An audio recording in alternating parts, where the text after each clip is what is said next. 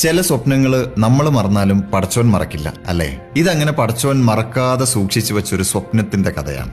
ജമൈക്കയിൽ ഒരു റൂറൽ ഏരിയയിൽ ഒരു ചെറിയ ലോക്കൽ ഗ്രോസറി സ്റ്റോർ നടത്തുകയാണ് വെല്ലസ്ലിയും ജെന്നിഫർ.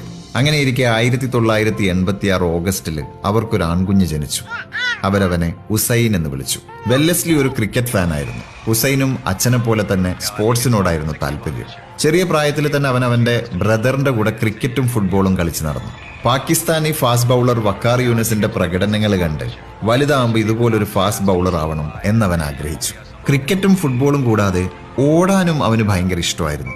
അങ്ങനെ 12ാമത്തെ വയസ്സിൽ ആ സ്കൂളിലെ ഏറ്റവും വേഗതയേറിയ ഓട്ടക്കാരനായിട്ട് അവൻ മാറി. പക്ഷെ അവന്റെ ജീവിതം മാറി മറിയുന്നത് വില്യം നിബ് മെമ്മോറിയൽ ഹൈസ്കൂളിൽ ജോയിൻ ചെയ്തതിന് ശേഷമായിരുന്നു.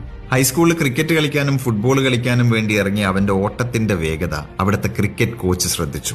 ആ കോച്ച് അവനെ ഉപദേശിച്ചു, നീ മറ്റ് ഗെയിമുകളിലല്ല, ഓട്ടത്തിലാണ് ഫോക്കസ് ചെയ്യേണ്ടത്. അങ്ങനെ അന്ന് മുതൽ അവൻ ഓടിത്തുടങ്ങി. മുൻ ഒളിമ്പിക് സ്പ്രിന്റ് അത്ലറ്റായിരുന്ന പാബ്ലോ മെക്നീലും ഡ്വെയ്ൻ ജാരറ്റും അവനെ കോച്ച് ചെയ്യാനെത്തി. അങ്ങനെ 2001 അവൻ അവന്റെ ആദ്യത്തെ ഹൈസ്കൂൾ ചാമ്പ്യൻഷിപ്പ് മെഡൽ സ്വന്തമാക്കി. ആ ഓട്ടം അവൻ തുടർന്നുകൊണ്ടേയിരുന്നു. ഒന്നിനു പിറകെ ഒന്നായി 8 ഒളിമ്പിക് ഗോൾഡ് മെഡലുകൾ സ്വന്തം പേരിൽ കുറിച്ച ഉസൈൻ ബോൾട്ട് എന്ന ലോകോത്തര ഓട്ടക്കാരനായി തീരുന്നത് വരെ.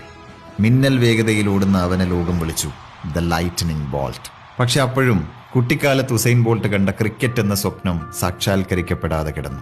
അങ്ങനെ ഇരിക്കുമ്പോഴാണ് 2024 T20 വേൾഡ് കപ്പിന്റെ അംബാസഡർ ആവാനുള്ള ക്ഷണം ബോൾട്ടിനെ തേടിയെത്തുന്നത്. അങ്ങനെ ലോക ക്രിക്കറ്റിന്റെ ഭാഗമായി ഉസൈൻ ബോൾട്ട് മാറി.